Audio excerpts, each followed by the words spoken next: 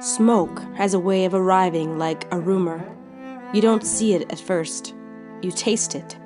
A bitter edge on your tongue. A faint sting behind the eyes. The sky still looks like morning until you realize the mountains are missing. Dad says a wind can carry trouble from 100 kilometers away. Mom says smoke isn't just air, it's particles, it's stress. It's a signal to change the plan. And today, the valley feels like it's holding its breath. So we start making decisions, fast. Because on a homestead, you don't get to vote on what arrives. You only get to choose what you do next. I wake to a strange kind of light. Not dawn light, not the clean blue of a cold morning. This is dull, like the sun is behind a dirty window. The stove is out. The house is quiet. For a moment, I lie still and listen for the familiar creak sound through the cracked pane, the faint shift of animals in the barn, the settling creak of timbers. Everything is normal, and then I smell it. Smoke. Not campfire smoke, comforting, local. This is thin and distant, the way trouble smells when it hasn't decided how close it's coming yet. I swing my feet to the floor, and the boards are cold. I cross the room and look out the window. The ridge is blurred. The far peaks, usually sharp as a blade, are gone. The sun is there, but it looks tired. I stand and let my eyes adjust, and I feel something else too. The faintest tightness in my chest, like the air is asking my lungs to work harder than they should this early. In our house, we don't ignore signals. We log them. Light log. Morning light is muted. No crisp horizon. Smoke-filtered sunrise. Eyes sting slightly. Breathing feels dry. I pull on a hoodie, then stop. The air is already warm in a wrong way, like summer is trying to force itself back into fall. I go to the kitchen. Mom is already up. Of course she is. She's standing by the sink, hair tied back, looking out the window like she's reading a message in the sky. Dad sits at the table with his mug, not drinking yet, just holding it, like heat in your hands can help you think. He looks at me. You smell it? I nod. Mom's voice is calm, but her jaw is tight. It's coming from west or southwest. Could be a big one, Dad says, or could be a few smaller ones stuck together. Doesn't matter. Smoke is smoke. Bram shuffles in, rubbing his eyes. Why does it smell like that? Mary follows him, already awake the way some people are awake, fully. Like sleep is just something she visits and leaves on purpose. It's fire, she says. Bram frowns. Where? Dad answers. Not here. Not yet. That yet lands in the room like a stone. Mom turns from the window and moves into motion. Okay, new day plan.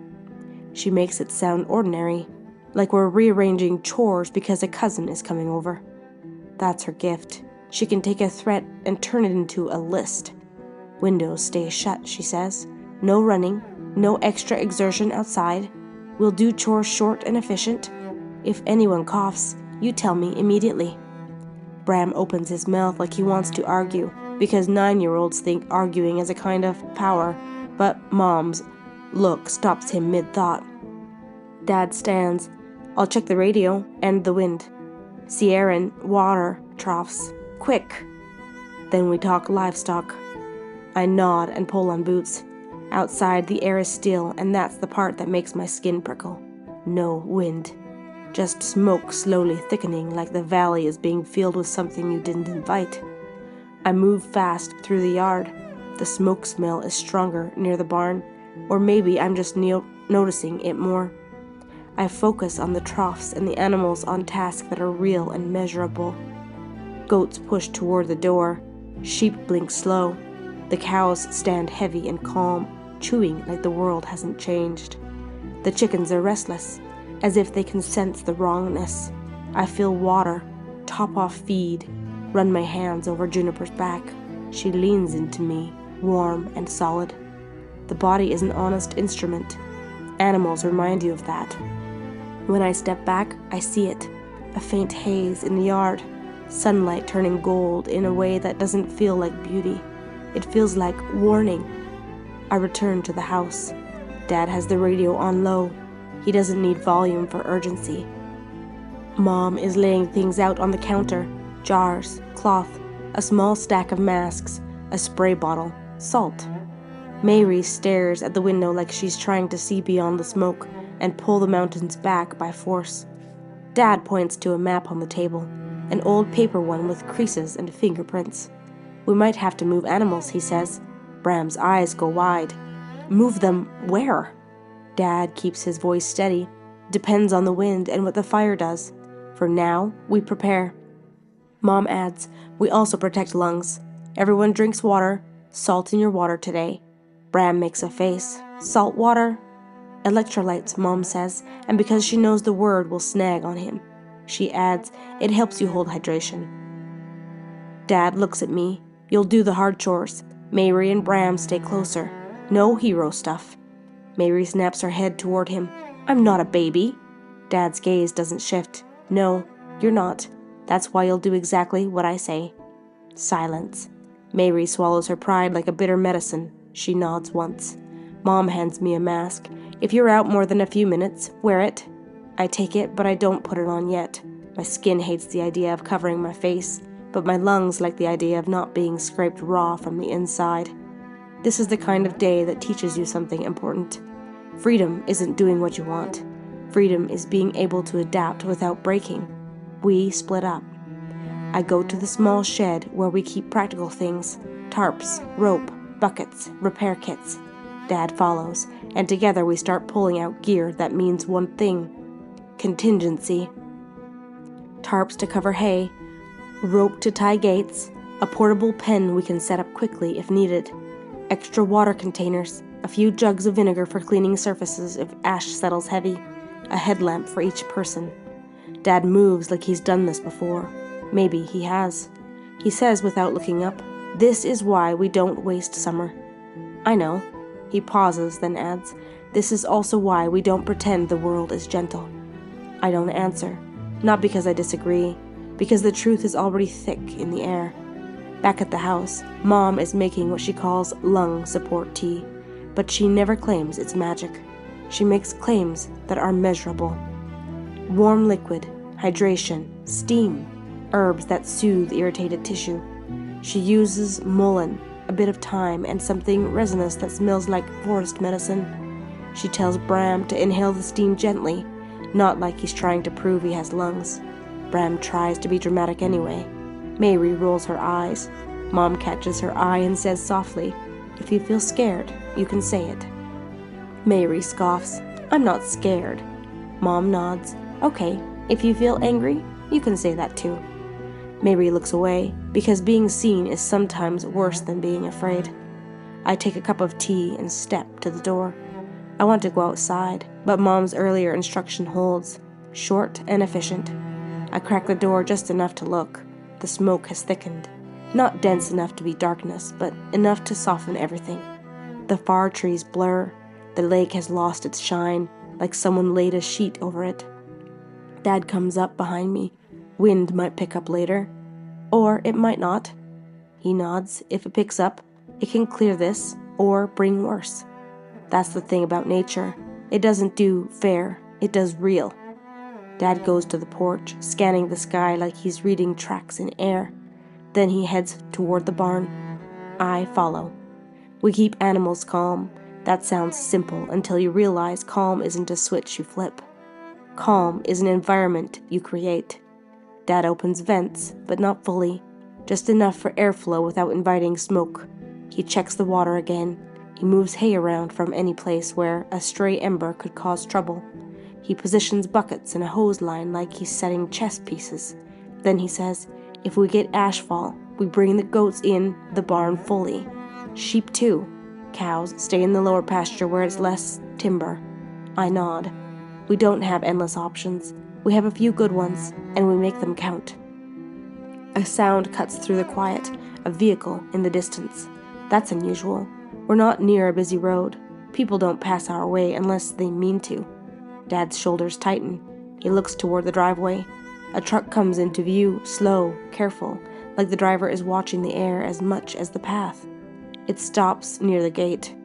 A woman steps out, older than my parents, but not elderly. Tough posture, practical clothes, hair braided back. She carries herself like someone who knows the cost of storms. Dad exhales. That'll be Nora. I've seen her before. She lives farther down the valley, closer to the river bend. Mostly keeps to herself. The kind of person who doesn't show up unless it matters. She nods at us. You boys smelling that? Dad nods. You got news? Nora's eyes flick to the ridge. Friend of mine called from town. They're saying there's a big burn out past the next range. Wind shifted overnight. Smoke's rolling this way. Dad asks, any evacuation? Nora shakes her head. Not yet, but they're on alert. I came to tell you, and to ask you if you've got room if I need to move my hands. Dad doesn't hesitate. If it comes to that, we make room. That's our unspoken rule. We don't leave people stranded, not out here. Nora looks at me. You're Rowan's oldest. Yes, ma'am. She squints like she's measuring me. You got a steady head? I try. She snorts. Trying won't keep a fire off your fence line, but a steady head might keep you from doing something foolish. Dad says, we're preparing. Nora nods, satisfied. Good. Keep your masks on. Ash gets into everything, and don't forget your eyes. Smoke will burn them up. She turns to leave, then pauses. If you see embers, real embers, don't go chasing them into the woods. You call. You regroup. You live. Then she's back in her truck and gone. Her words linger. You live. It's strange how someone can say something obvious and it hits like a revelation. Dad turns to me. You heard her? I did. We go back to work. By midday, the smoke is worse. The sun is a pale coin. The air feels like it's been chewed. Mom calls everyone inside except Dad and me. She says the children's lungs are not bargaining chips. Mary protests, but she obeys. Inside, Mom does something that looks like ordinary cleaning, but it's actually strategy. She damp mops the floor, wipes surfaces, keeps ash from settling and being stirred up again. She sets a wet towel at the base of the door where the slightest draft might pull smoke in. Then she makes the house darker than usual. Curtains drawn, lamps low. It feels wrong in the middle of the day, but Mom explains in her steady voice, smoke is a stressor. Light is information. But when the light outside is wrong, when it's filtered and orange, it can confuse the body. We keep our light environment stable. Bram looks at her like she's speaking another language. Mary listens like she's filing it away. Mom adds, we still follow the real clock. We'll go outside briefly when the smoke thins, if it does. Otherwise, we protect the lungs and let the body conserve. I take a sip of water with salt and realize she's right. My mouth feels dry, like the smoke is stealing moisture. Dad comes in, sweat on his forehead. We'll have to check the perimeter later, he says. If ash starts falling, we want wet zones around structures. Mom nods. Then we do it smart. Short intervals. Masks. Recovery. Dad looks at me. You up for the perimeter run? Always. He studies me for a second. Not always. Only if it's wise. That's Dad's version of love. Training you to live. We wait through the afternoon. There's a strange stillness to smoky days. Birds quiet down. The usual bright edges of life soften. Even the goats seem subdued. Around late afternoon, a wind finally stirs. It could be mercy. It could be worse. We step outside and face the air. The wind comes from the valley direction, not the ridge.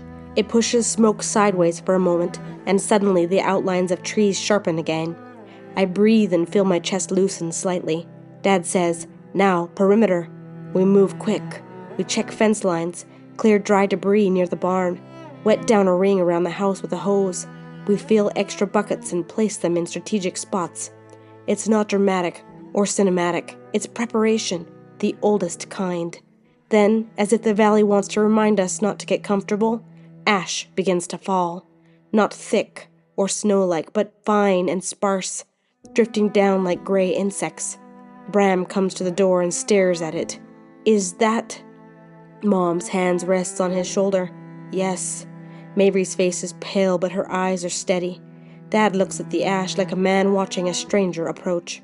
Mom says, "Inside, everyone." We obey. The house becomes a small refuge, and I feel the truth of something I've always known but rarely name. A home is not just a building. A home is the agreements you make with each other.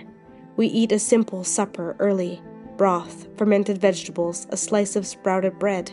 The kind of food that doesn't demand much from your body when your body is already dealing with smoke. Mom insists on warm liquids. Dad insists on plans. We talk through contingencies like it's a board game and we're just being thorough, but I can feel the tension under the words. "What if we have to go?" Bram asks. Dad answers honestly. "Then we go." "But the animals." Dad's gaze is steady. "We take what we can. We do not die for pride." That sentence is hard to swallow, but it's the kind of sentence that keeps you alive in a world that doesn't care about your feelings. Later, after the younger kids are in bed, Mom and Dad talk low at the table. I sit with them because in our family, age matters less than capability. Dad says, "If smoke gets into the barn too much, the goats will cough." Mom nods. "I'll prep mullein tincture and saline rinse for noses. Steam therapy if needed." Dad glances at me, and if the wind turns, I don't answer right away. I don't want to invite fear by naming it. But Dad isn't asking for superstition. He's asking for readiness. We load the trailer, I say. We put the small animals in crates. We take the emergency kits. We leave early if there's a call. Dad nods once. Good. Mom reaches across the table and touches my hand briefly. Warmth, grounding.